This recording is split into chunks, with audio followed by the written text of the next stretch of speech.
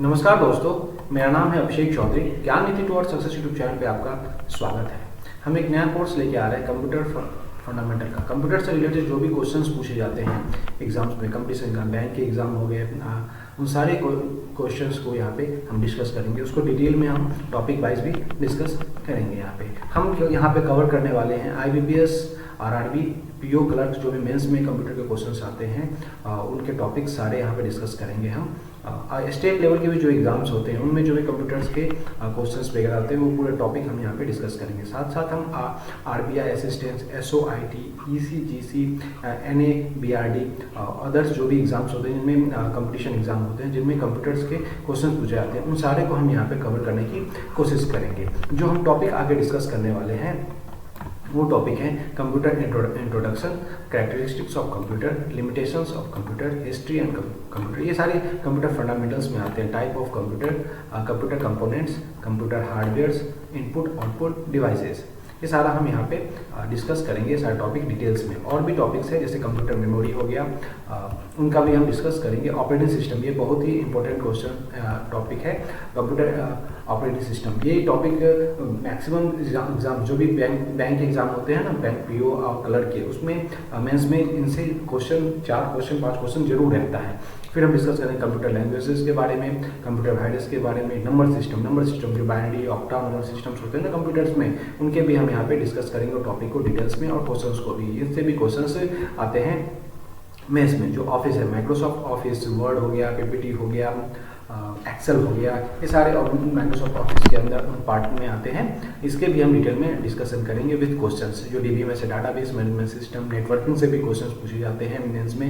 HTML, hypertext markup language से भी questions रहते हैं, और इंटरनेट से भी बहुत सारे क्वेश्चंस रहते हैं मेंस में।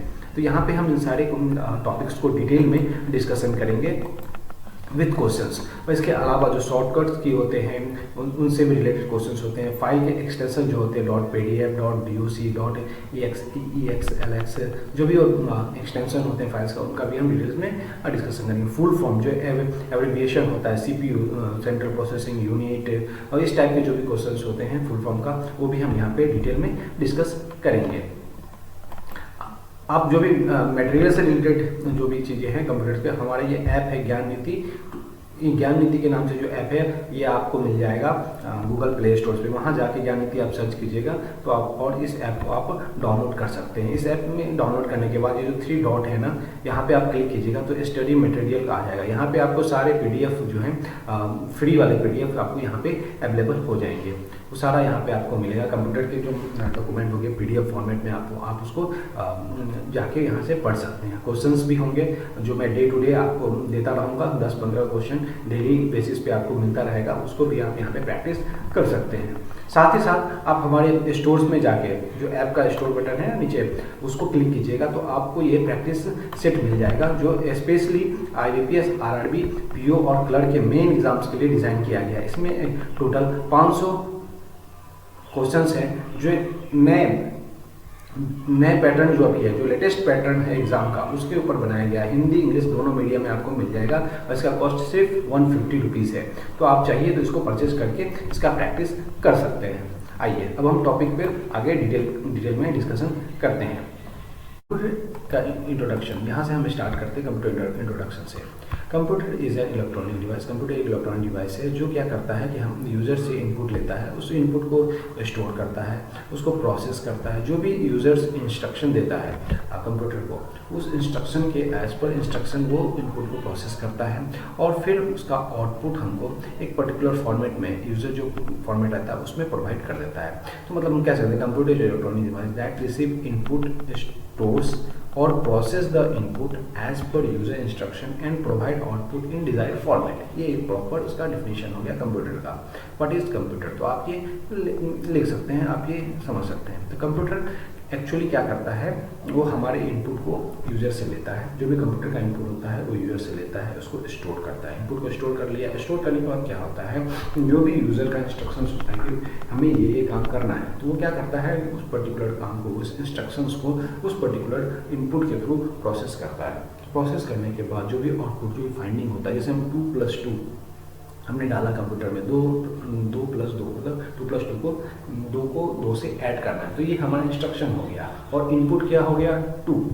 हम यहाँ पे अगर लिखते हैं कंप्यूटर को देते हैं कि हमको 2 जोड़ना है 2 के साथ, ठीक है, तो समझिएगा ठीक से। यहाँ पे ये 2 जो है हमारा इनपुट हो गया, ये हमारा इंस्ट्रक्शन हो गया कि हमको इसको ऐड करना है, तो और ये 4 इसका आउटपुट हो गया, डिजायर्ड आउटपुट। तो कंप्यूटर को हम इनपुट देते हैं, इंस्ट्रक्शंस देते हैं, और फिर वो हमें ऐड करके, जो भी हम इंस्ट्रक्शन दिए हैं, ऐड का इंस्ट्रक्शन है तो ऐड करके उसका आउटपुट दे देता है। ये कंप्यूटर का काम है, फंडामेंटल काम है कंप्यूटर का। कंप्यूटर इनपुट कॉल, जो भी हम इनपुट देते हैं उसको डाटा कहा जाता है। कंप्यूटर में जो भी हम इनपुट देते हैं ना, उसको डाटा कहा जाता है, और जो भी आउटपुट हमको प्रोवाइड होता है कंप्यूटर से, उसको इन्फॉर्मेशन कहा जाता है। तो यहाँ पे देखिए 2 प्लस 2 जो मैंने आपको बताया एग्जांपल में, 2 प्लस 2 प्लस 4, तो यहाँ पे 2 जो है 2 जो है ये इनपुट हो गया, ये डाटा है, ये दोनों डाटा है, और प्लस जो है वो इंस्ट्रक्शन है, और ये 4 है वो इन्फॉर्मेशन है। 4 हो गया यहाँ पे आपका इन्फॉर्मेशन, और 2 प्लस 2 हो गया आपका डाटा। ये समझ गए? क्लियर? चलिए आगे चलते हैं। कंप्यूटर को हम डाटा प्रोसेसिंग डिवाइस भी कह सकते हैं, इंफॉर्मेशन प्रोसेसिंग सिस्टम और प्लेटफॉर्म भी कह सकते हैं, प्रोग्रामेबल सिस्टम भी कह सकते हैं, इलेक्ट्रॉनिक डिवाइस तो है ही कंप्यूटर। तो ये चारों नेमिंग कन्वेंशन है कंप्यूटर के। आप ये भी बोल सकते हैं, अगर ऑप्शन में इस तरह की बात आती है व्हाट इज कंप्यूटर, और अगर ऑप्शन इन चारों में से कोई भी एक रहता है तो आप उसको टिक कर सकते हैं, वो हमारा डिजायर्ड आंसर हो गया। कंप्यूटर वर्ड जो है ये एक लैटिन वर्ड है। क्वेश्चन आ सकता है कंप्यूटर जो है वर्ड वो किस लैंग्वेज से लिया गया है। फ्रेंच हो सकता है, इंग्लिश हो सकता है, हिंदी होगा, इंग्लिश होगा, ये कुछ तरह के ऑप्शंस होंगे। उसमें अगर लैटिन ऑप्शन है तो ये लैटिन इसका आंसर है। The word of computer comes from the word, computer word जो है ना CUMPUTER, ये कंप्यूटर वर्ड जो है ना वो लैटिन वर्ड है, इंग्लिश का वर्ड नहीं है, ये ध्यान रखिएगा, ये एक लैटिन वर्ड है। देखिए ये एक कंप्यूटर का बेसिक फिगर है जो मैं आपके पास लेके आया हूँ। ये एक बेसिक फिगर है, आप इसके बारे में अच्छे से जानते होंगे, ठीक है। देखिए ये स्पीकर हो गया D, ये कीबोर्ड है, ये माउस है, ये स्पीकर है, फिर से ये जो है माइक्रोफोन है, C है मॉनिटर, और D है स्क्रीन। आइए हम इसको अच्छे से लिखते हैं यहाँ पे कैटेगराइज करके, ठीक है। D हो गया स्पीकर, ठीक है, मॉनिटर हो गया C, ये कंप्लीट मॉनिटर होता है C, ठीक है, इसको कहते हैं C, ये C हो गया। जो ये ब्लैक है पार्ट है, ये पूरा जो पार्ट ब्लैक आपको दिख रहा है एक्चुअली ये स्क्रीन है, ठीक है। तो स्क्रीन में हम इसको यहाँ पे B लिख देंगे, ठीक है। कीबोर्ड आपका हो गया G, माउस F हो गया आपका माउस, माइक्रोफोन हो गया E। अब देखिए ये जो A है ये क्या हुआ, सिस्टम यूनिट हुआ। मैं आपको एक्चुअली यही समझाने वाला था। क्वेश्चंस में क्या पूछते हैं उसको मैं आपको फिर से आपको डिटेल में बताता हूँ। क्वेश्चंस में क्या होता है कि ये पूछा जाता है कि ये पर्टिकुलर कौन सा कंपोनेंट है कंप्यूटर का, तो लोग क्या कहते हैं CPU, ठीक है। तो कहते हैं ये सेंट्रल प्रोसेसिंग यूनिट है, ये CPU है कंप्यूटर का। नहीं, ये गलत है, ये सिस्टम यूनिट है, इसका जो नाम है सिस्टम यूनिट है। ऑप्शंस में कैबिनेट भी होता है, CPU भी होता है, सिस्टम यूनिट भी होता है, तो आप सिस्टम यूनिट पे ही टिक लगाइएगा। ये एक सिस्टम यूनिट है, ये CPU नहीं है, यहाँ याद रखिएगा इसको अच्छे से, ये सिस्टम यूनिट है। CPU एक छोटा सा चिप होता है, सिर्फ जो सेंट्रल प्रोसेसिंग यूनिट होता है ना, वो एक छोटा सा चिप होता है, प्रोसेसर होता है, उसको CPU कहते हैं। और ये पूरा जो होता है ना, ये कैबिनेट जो होता है, कैबिनेट के अंदर जो भी हार्डवेयर वगैरह होते हैं उसको सिस्टम यूनिट कहा जाता है, ठीक है। तो ये एक सिस्टम यूनिट हो गया। तो अब आइए फिर से हम इसको कंप्लीट करते हैं, ठीक है। माइक्रोफोन, माइक्रोफोन क्या है, ये हो गया, ये हो गया आपका माइक्रोफोन। माउस F हो गया, ये हो गया आपका माउस। कीबोर्ड G, ये कीबोर्ड हो गया G।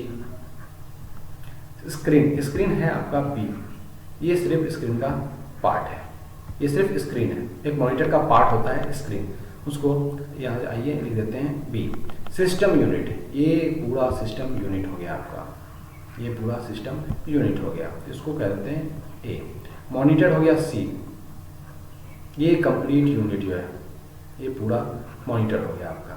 और स्पीकर हो गया आपका D। इसको अच्छे से याद रखिएगा आप, ये फिगर मैंने आपको समझाया है, इससे क्वेश्चंस आते हैं, ठीक है। चलिए नेक्स्ट हम देखते हैं main objective of computer. Computer का जो मेन ऑब्जेक्टिव है क्या है, वो डाटा है।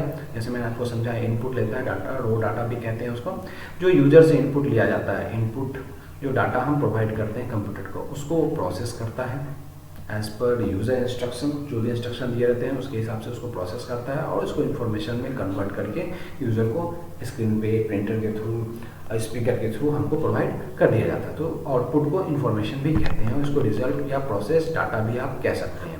ये टर्म जो याद रखिएगा, प्रोसेस डाटा, ठीक है। इनपुट कंप्यूटर ने लिया यूजर से, उसको प्रोसेस किया और आउटपुट दे दिया। ये एक बेसिक ऑब्जेक्टिव है कंप्यूटर का, ठीक है। इसको आप अच्छे से ध्यान रखिएगा।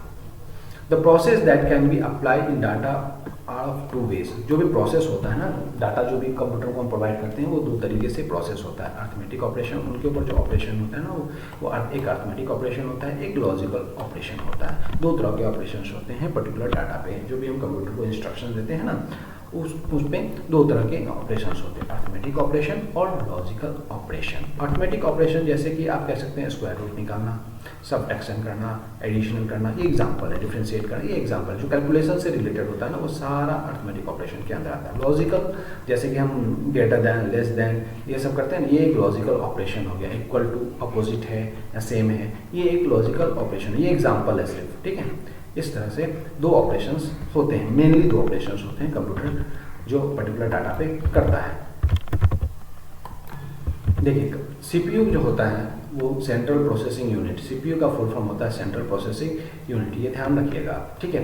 तो control unit, arithmetic, logical unit and memory, इन तीनों को मिला के बनता है CPU, central processing unit.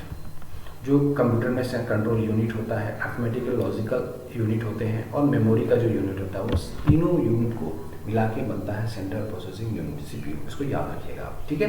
Computer hardware, जिस हार्डवेयर लाइक हो गया माउस, कीबोर्ड, प्रिंटर, ये सब हार्डवेयर जो टचेबल होता है, जो भी टचेबल है कंप्यूटर में, उसको हार्डवेयर कंपोनेंट कह सकते हैं। क्योंकि टचेबल है मतलब वो हार्डवेयर है, थिंग्स हैं अवेलेबल। तो जैसे कि कीबोर्ड हो गया, माउस हो गया, प्रिंटर हो गया, मॉनिटर हो गया, सिस्टम यूनिट हो गया, उसको वो सब हार्डवेयर के अंदर आता है। और जो भी नॉन टचेबल आइटम होते हैं जैसे सॉफ्टवेयर एक नॉन टचेबल आइटम होता है। द सेट ऑफ इंस्ट्रक्शन और program that make the computer function using their hardware part are called software. We can not see और टच द सॉफ्टवेयर, ये untouchable होता है सॉफ्टवेयर, हम उसको देख नहीं सकते। वो एक इंस्ट्रक्शंस होता है, जो सिस्टम इंस्ट्रक्शन, जो प्रोग्रामिंग वगैरह होता है ना, जो हम लिखते हैं कंप्यूटर में, वो अनटचेबल होता है। हार्डवेयर और सॉफ्टवेयर दोनों नेसेसरी थिंग्स हैं कंप्यूटर में, जिसके कारण कंप्यूटर काम करता है, ठीक है। चलिए आगे देखते हैं।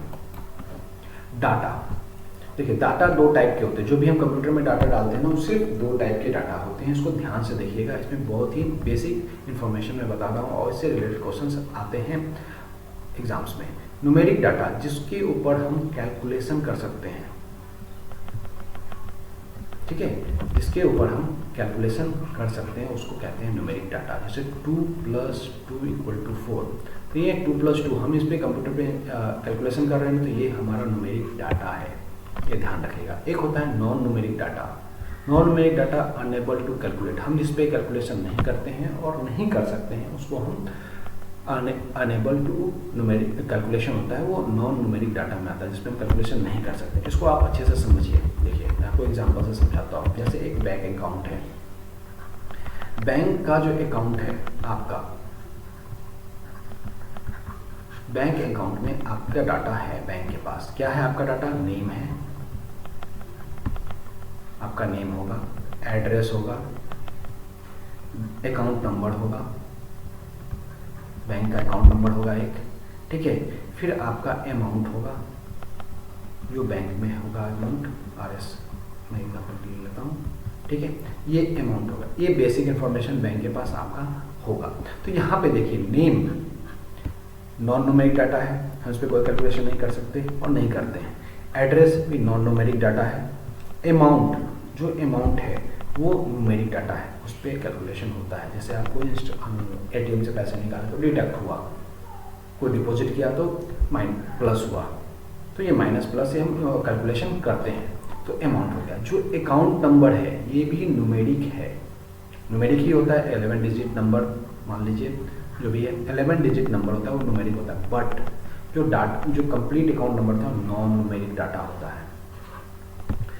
वो 0 से 9 के बीच के ही फॉर्मेट में रहता है ना, 1 2 3 4 5 के हिसाब से, मतलब काउंट नंबर रहता है, वो नंबर है, काउंट नंबर है, बट वो नॉन न्यूमेरिक डाटा है। क्यों नॉन न्यूमेरिक डाटा है? क्योंकि हम उस पर कोई कैलकुलेशन नहीं करते हैं। आप अकाउंट नंबर के ऊपर क्या कैलकुलेशन करोगे? ऐड करोगे? नहीं कर सकते।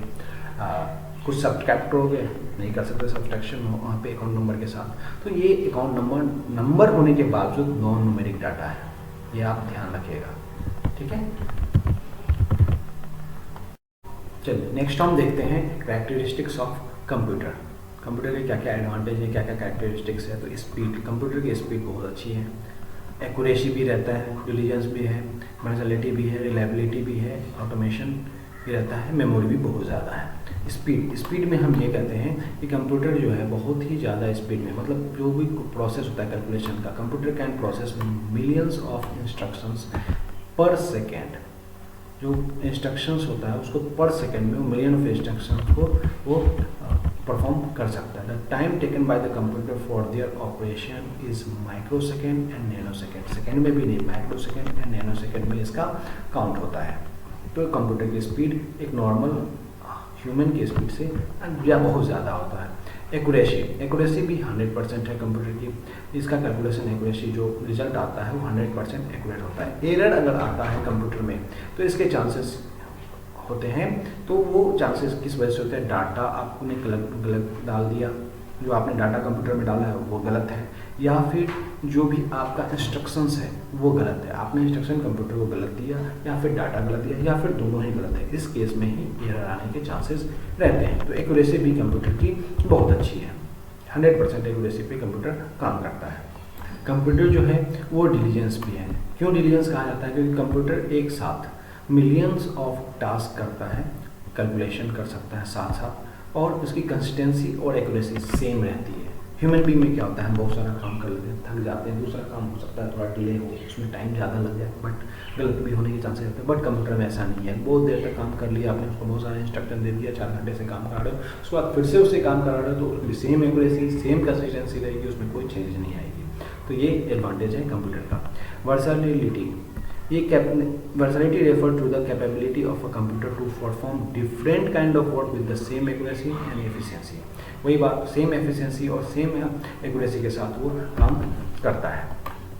रिलायबिलिटी क्या है कंप्यूटर्स की? ये बहुत ही ज़्यादा रिलायबल। कंप्यूटर में अगर हम सेम इनपुट बार बार डालते हैं तो वो हमेशा सेम ही आउटपुट हमको देगा।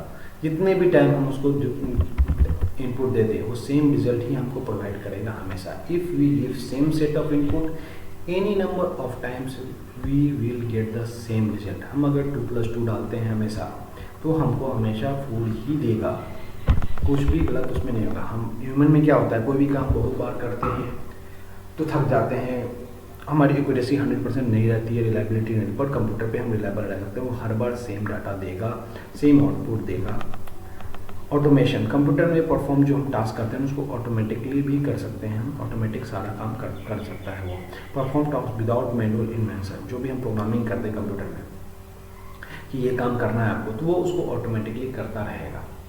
उसमें मैनुअल इन्वेंशन, उस बीच में मैनुअल इन्वेंशन देने की कोई ज़रूरत नहीं है, तो ये ऑटोमेटेड होता है सारा। मेमोरी, कंप्यूटर का मेमोरी बहुत ज़्यादा होता है, जो हम अब तो टेराबाइट वगैरह में भी मेमोरी आने लगा कंप्यूटर का। सेकेंडरी स्टोरेज, जो रिमूवेबल डिवाइस होते हैं ना, that is CD, pen drive, which are also use to store data.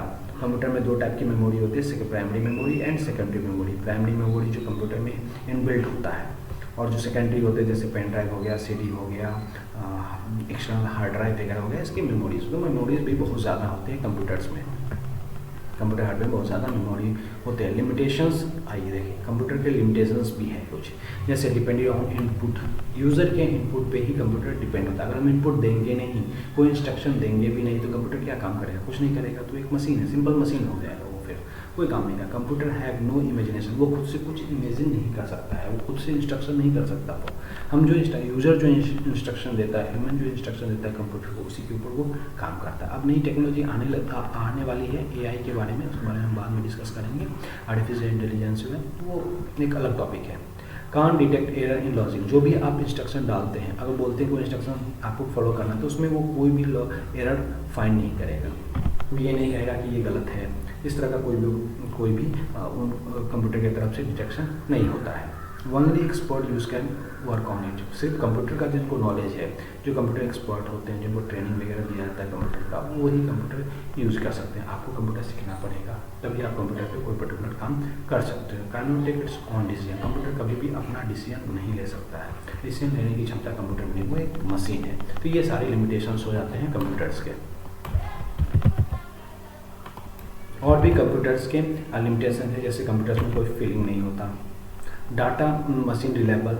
जो भी कंप्यूटर का जो मशीन लेवल का डाटा होता है वो उसको कंप्यूटर ही रीड कर सकता है, हम ह्यूमन डायरेक्ट उसको रीड नहीं कर सकते हैं। और कंप्यूटर को चलाने के लिए पावर की ज़रूरत होती है। It required power to operate. Without electricity, without power हम कंप्यूटर को यूज़ नहीं कर सकते हैं। ये सारे कंप्यूटर के लिमिटेशंस हैं। इस लेक्चर में इतना ही दोस्तों। हमने डिस्कस किया है computer introduction, characteristics of computer, limitations of computer. इस वीडियो लेक्चर में इतना ही। नेक्स्ट हम देखेंगे history of computer and generation of computer. Next lecture में हम ये 2 टॉपिक कवर करने की कोशिश करेंगे।